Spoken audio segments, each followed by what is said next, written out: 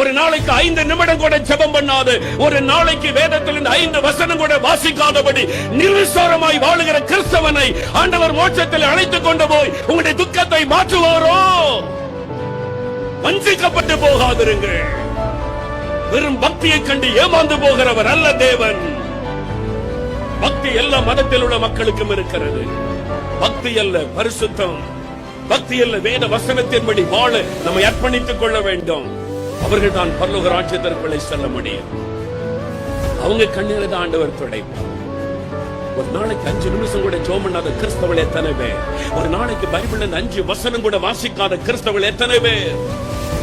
ராத்திரி பகல முழங்கால நின்று மணிக்கணக்காக 3 மணி நேரம் 4 மணி நேரம் ஜெபம் பண்ணி ஆத்துமாக்காக அழுது கொண்டிருக்கிற கோடிக்கணக்கான விசுவாசிகளை உலகத்திலே கர்த்தர் வைத்திருக்கிறார். அவர்களைத்தான் தேவன் கண்ணீரை துடைத்து சந்தோஷத்துக்குள்ளே கொண்டு போவார்.